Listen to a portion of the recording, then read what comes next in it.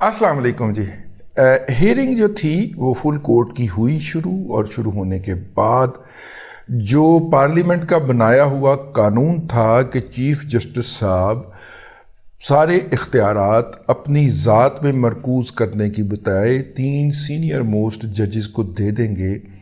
उस कानून को उमर अता बंदयाल साहब ने मानने से इनकार कर दिया था और अपने हाथ के लाए हुए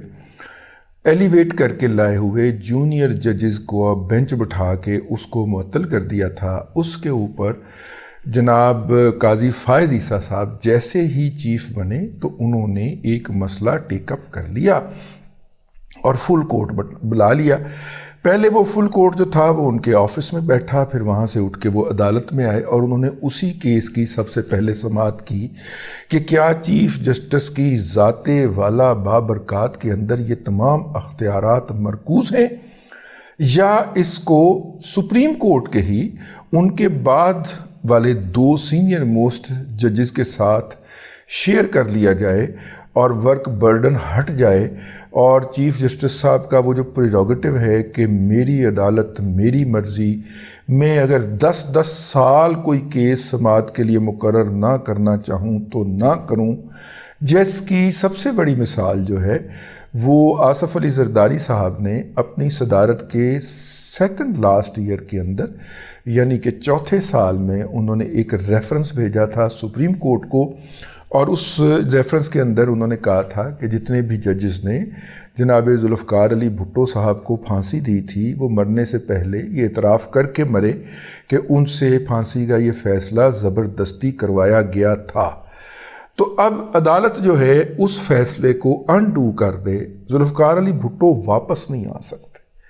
लेकिन अदालत जो है वो कम अज़ कम उसके ऊपर अपनी पछतावे का इजहार तो कर दे और यही मान ले कि ये फ़ैसला गलत हुआ था। तो इसके ऊपर जो है वो फैसले, वो पटिशन फाइल हुए कम अज़ कम 12 साल हो चुके हैं, लेकिन मेरी अदालत मेरी मर्ज़ी ना इफ्तिखार चौधरी ने वो लगाई, ना उसके बाद आने वाले किसी भी चीफ जस्टिस ने वो रेफरेंस जो था वो समाअत के लिए मुकर्रर किया। अब ये जो हैं मसलन इसी तरह जनाब इमरान अहमद खान न्याजी साहब की दरख्वास्त आए तो रजिस्ट्रार साहब जो हैं वो पहली फुर्सत के अंदर उबर करवा के तो चीफ के कमरे में पहुंचते हैं और फौरी तौर पे उसके ऊपर नंबर लगता है। जो इतराज़ात होते हैं चीफ जस्टिस साहब अपने अख्तियारात इस्तेमाल करते हुए उनको रिमूव करते हैं और फौरी तौर पे अगले घंटे में समाअत के लिए वो मुकर्रर हो जाता है। वो उसके वकील वकला जो होते हैं, जो मसखरे उसके वकला होते हैं, वो उनका आपने अशर देख लिया ना उस समाअत के दौरान, ख्वाजा तारक रहीम, ठीक है, इस तरह के मसखरे वो दरख्वास्त लेके जाते हैं। यहाँ पे तो ये भी देखा गया कि जनाब लतीफ़ खोसा और एतजाज़ एहसन जो है वो जनाब उमर अता बंदयाल से जब वो चीफ जस्टिस से उनके कमरे में जाके मिले और उन्होंने कहा जी कल अदालत की समाअत होगी, इतने बजे हमारा केस लग रहा है, और उसी वक्त ही केस समाअत के लिए लग गया। यानी कि ये भी होता रहा है यार।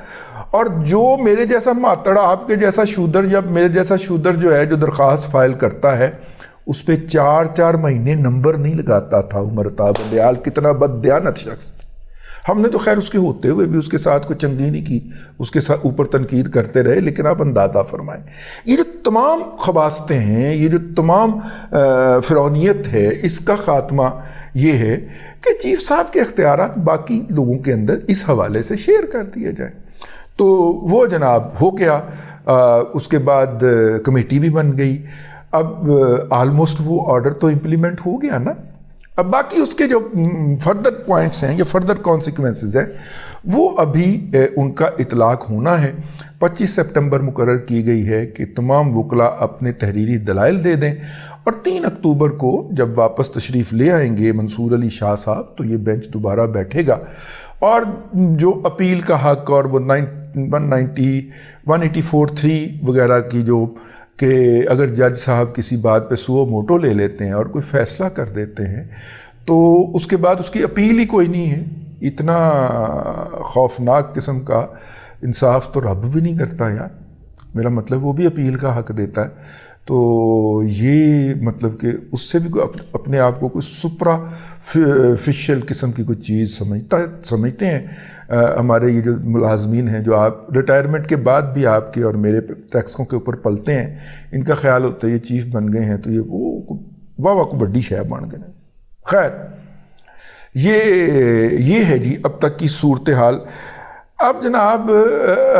بہت سارے لوگوں کا یہ سوال ہے کہ یہ جو سیدھے ہاتھ پہ تو ان کے سردار طارق مسعود صاحب بیٹھے ہوئے تھے، سردار طارق صاحب بیٹھے ہوئے تھے، اور دوسری سائیڈ کے اوپر اعجاز الاحسن صاحب بیٹھے ہوئے تھے، اور اعجاز الاحسن صاحب کے ساتھ جو تھے وہ منیب فاروق صاحب بیٹھے ہوئے تھے، منیب اختر صاحب۔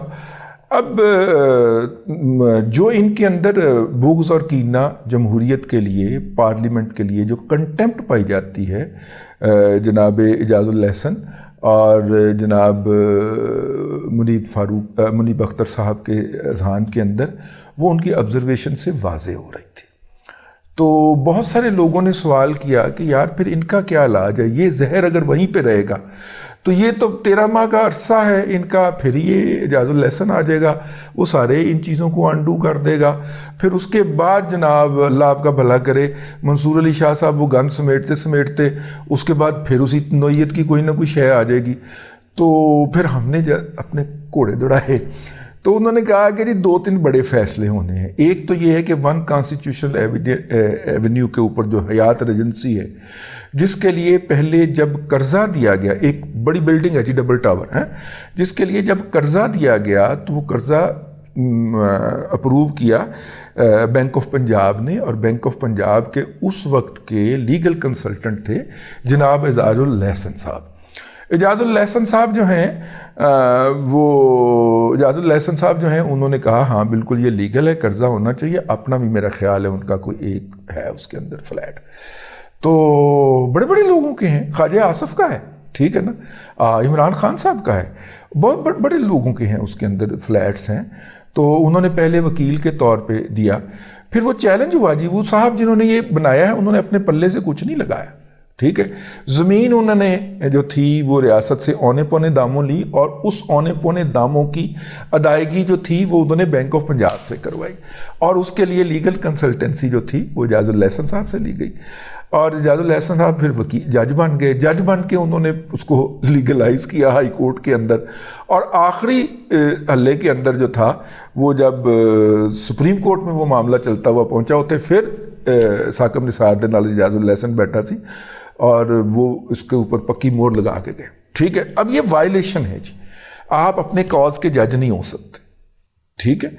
اور یہ اس کے خلاف ریفرنس جو ہے وہ فائل ہو بھی چکا ہوا ہے، میرا خیال مسلم لیگ نون نے کیا ہے، ایز اے پارٹی کیا ہے، اور وہ لے کے گئی ہے، وہ ٹیک اپ ہو سکتا ہے، اور اعجاز الاحسن صاحب کی جان چھوٹ سکتی ہے اس قوم کی، ورنہ وینم بہت ہے ان کے اندر پارلیمنٹ کے خلاف، اور اپنا کسی بھی پارلیمنٹ کے خلاف بہت وینم ہے، انٹل انلیس عمران خان نہ ہو ان کے اندر بہت زیادہ زہر بھرا ہوا ہے۔ یعنی یہ نگران جج تھے تو ایک آدھ مسئلے کے اندر وہ جو متعلقہ جج تھے انہوں نے وہ والا فیصلہ کرنے سے انکار کر دیا جو یہ چاہتے تھے۔ تو ہمارے دوست سعید چودھری صاحب راوی ہیں کہ یہاں پہ لاہور میں ایک جج صاحب کے کسی بچے کی شادی تھی، تو انہوں نے وہاں پہ اس جج کو، وہ آئے ہوئے تھے، وہ جو اس وقت براہ راست ہیئرنگ کر رہا تھا، اور یہ موصوف بھی آئے تھے، انہوں نے بلا کے اس جج کی چنگی سب کے سامنے ماں بہن کی بےزتی کی، اس نے گالاں کڈیاں انہوں کہ تم نے یہ فیصلہ کیسے دے دیا، ٹھیک ہے۔ تو اتنا کہ یہ اس کے ذہن کے اندر زہر بھرا ہوا ہے، مطلب کہ کسی بھی منتخب بندے کے لیے ماں سوائے عمران احمد خان نیازی، عمران احمد خان نیازی صاحب تو خیر منتخب تھے ہی نہیں، لیکن چلیں ہم کر لیتے ہیں، اس کے علاوہ باقی ہر ایک کے خلاف اس کے ذہن کے اندر وینم بھرا ہوا ہے۔ تو ان سے نجات بھائی جان اس کیس کے ذریعے مل سکتی ہے، باقی جتنے بھی ہیں ان سے نجات مل جائے گی جیسے ہی ایک دھماکہ ہوگا، اور وہ دھماکہ ایٹمی دھماکے سے بڑا دھماکہ ہو گیا، اور وہ دھماکہ کیا ہوگا؟ حبیب الوہاب الخیری کیس، جس کے اندر سینیارٹی کا پرنسپل طے کر دیا گیا ہے کہ جو ہائی کورٹ کے اندر سینئر موسٹ ہوگا اس کو سپریم کورٹ لے کے جایا جائے گا۔ چونکہ سینئر موسٹ بھی اگے سارے فیض حمید بھر کے گئے ہے پٹی ورگے، ٹھیک ہے، تو لہٰذا ہو سکتا ہے کہ سپریم کورٹ اپنے اس فیصلے کے اوپر وہ بھی فل کورٹ ہی بیٹھے گا، نظر ثانی کرے اور اس کے اندر یہ فیصلہ کرے کہ پائن جڑے جونیئر اتنے ایلیویٹ ہوئے سن، ہیں جی۔ اب آپ کو سمجھ آئیے وہ خاتون نے کیوں پوچھا تھا کہ فل کورٹ کے خلاف اپیل کہاں ہوگی، انہوں اپنی پئی ہوئی سی۔ بھئی جتنے بھی آؤٹ آف ٹرن پروموٹ کر کے اوپر لائے گئے تھے، ٹھیک ہے، ان کو واپس بھیجا جائے اور سینیارٹی کے اصول کے تحت لوگوں کو لے کے اوپر آیا جائے، ٹھیک ہے۔ ہو سکتا ہے کہ سینئر پیونی تک یا سینئر موسٹ تک اس کو، مطلب پہلے 3 ججز تک اس کو کر لیا جائے کہ پہلے 3 ججز میں سے جو سینئر موسٹ ہو اس کو اوپر لے جایا جائے۔ ہو سکتا ہے یہ والی کوئی اس طرح کا ریویو ہو جائے۔ میری چونکہ کچھ ذمہ دار لوگوں سے بات ہوئی ہے تو میں کیا کہہ رہا کہ کرنا، انہوں نے کہا جی یہ کرنا پڑے، وہ اب ان کا یہ کہنا تھا سپریم کورٹ کے ایک ذمہ دار آدمی سے بات ہوئی ہے، انہوں نے کہا یہ کرنا پڑے گا، اس کے علاوہ چارہ کار نہیں ہے، ورنہ سپریم کورٹ کی حد تک یہ غلاظت صاف نہیں ہوگی۔ تو عرض کیا کہ سپریم کورٹ سے صاف ہو جائے گی تو ہائی کورٹوں میں آ جائے گی، ٹھیک ہے۔ تو انہوں نے کہا کہ پہلے ٹاپ سے تو صفائی کرے نا بھائی، دماغ تو صاف کرے، باقی جسم تو پھر پاک صاف ہوگا۔ تو ابھی وہ اس کے اوپر یہ جو 3 اکتوبر کو کیس بھگت جائے گا تو اگلا کیس یہ سینیارٹی والا لگے گا، اور پھر سپریم جوڈیشل کونسل کی بھی ری کانسٹیٹیوشن ہونی ہے، اور جو ہے وہ بھی اس کے اندر بھی بہت ساری اور بھی چیزیں آنی ہیں۔ تو یہ بہرحال یہ ہے جی۔ تو میں نے کہا کہ یہ چونکہ انفارمیشن ایک اچھی سی لگی تھی، پتہ آپ کے دلوں میں قوم ہونا شروع ہو گیا ہوگا، تو آپ کی خدمت میں عرض کیا جائے۔ اس کے علاوہ انہوں نے فرمایا کہ کوئی چارہ کار نہیں، ایسا تو کرنا پڑے گا، یہ تو ہوگا، یہ تو ہوگا۔ اب تک کے لیے اتنا ہی، اگلے ولاگ کے اندر پھر حاضری ہوگی۔ اللہ تبارک و تعالیٰ آپ کو آسانیاں عطا کرے اور آسانیاں خلق خدا میں تقسیم کرنے کی توفیق عطا کرے۔